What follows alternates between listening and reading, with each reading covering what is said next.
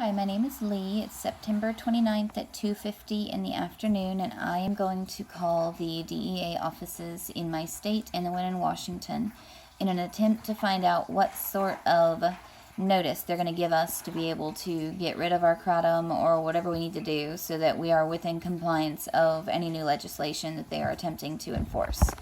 I'm going to start by calling the Washington office, and I'm going to get it on speakerphone here so that we can all hear.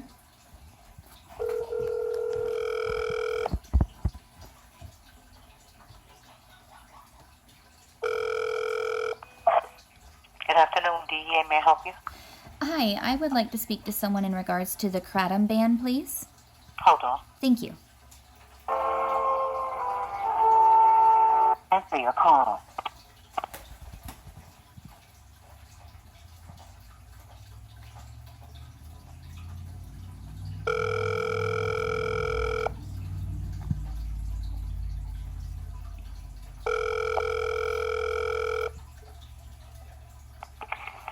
Good afternoon, Drug Enforcement.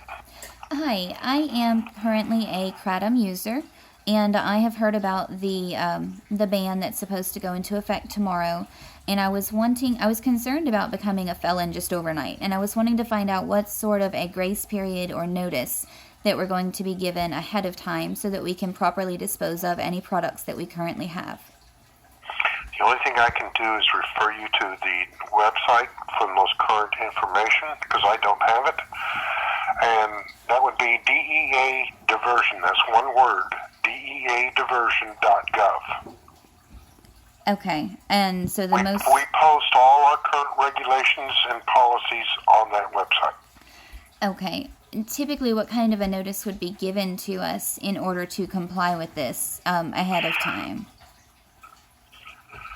Well, let me put it this way. Now that it becomes effective, if it becomes effective overnight, tomorrow, you've never been registered, so how do we know to find you? Okay. I'm just wanting to stay within compliance of the law. I have children and a family. I understand that. Believe me, we do not have a listing of everybody that has dealt with this drug or had possession of it or whatever. Usually in the notice it says that after becoming effective, there's like 60 days to take care of, getting disposal and making arrangements and all this other kind of stuff. Okay. Do we have any hope in overturning this ban still? Because kratom truly isn't a drug. It doesn't have any adverse effects. It's not dangerous nor addictive. What can we do to continue to hopefully have our voices heard to have the ban completely lifted so that it's not banned? Because it isn't a drug in any way. It's just an herbal supplement. I understand. You're talking to the wrong person. The only recourse that I know that is immediately available to you is to work through your representative and senator. Let them know your concern. If there's enough of you, if there's an organization, keep voicing your opinion until it's either changed or it's futile. One of the two. And you've received the Spokane Salmon Deer Colleague letter? Not in this office, no. That would go to headquarters. Okay. Can I ask your personal opinion on the ban? No. Okay, I understand. I was just wondering if there was an opinion that the DEA in the local offices had other than just this is what the law is, Whether I had an opinion or not, it doesn't matter. I'm sworn to uphold the law and regulations, and until such time as it's either changed or the ban is lifted or whatever, I have to work within those bounds. Right. I understand that, and I and everyone I know also have every intention of following the law. That's why I'm trying to get answers to exactly when we have to make sure that we're completely expunged of any products that we've got in our house.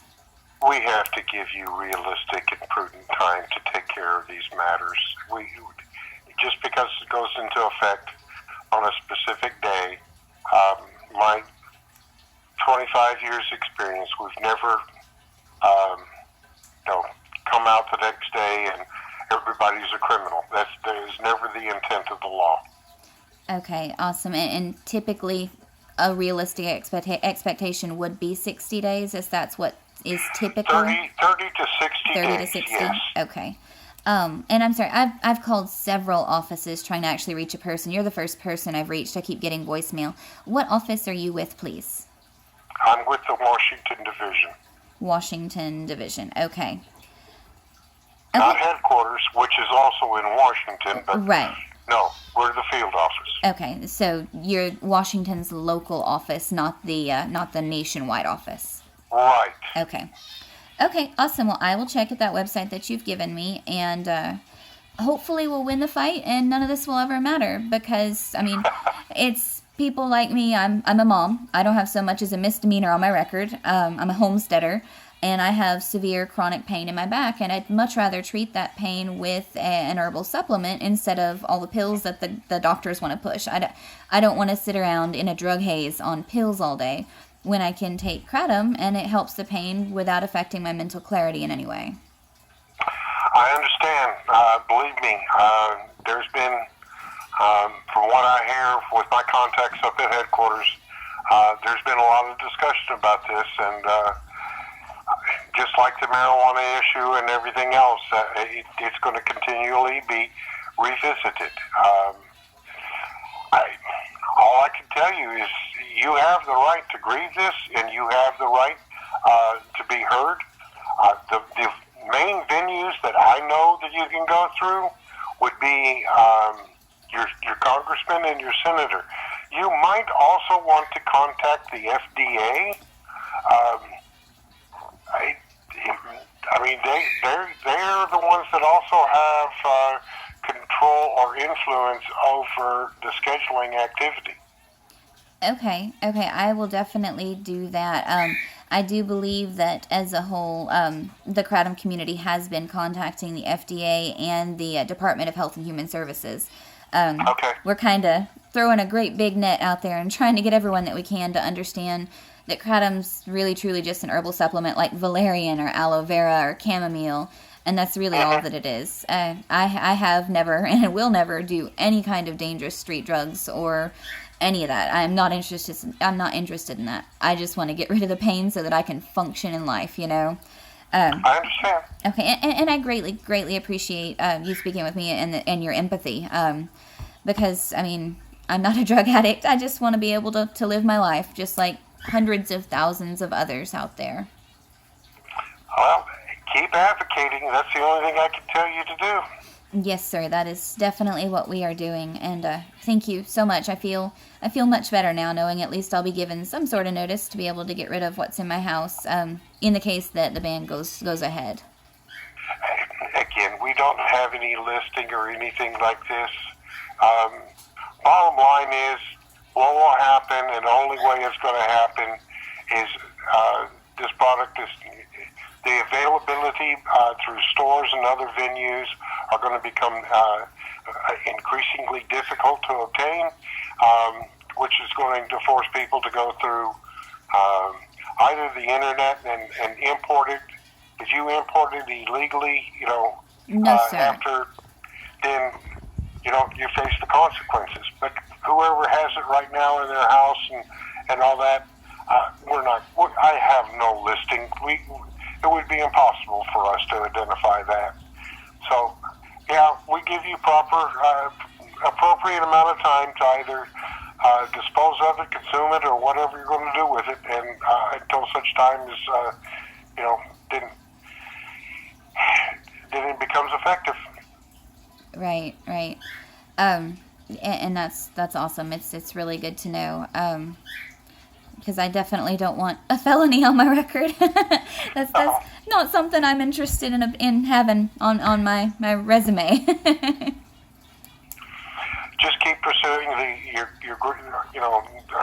avenues of grievance. You have that right to pursue this. Right.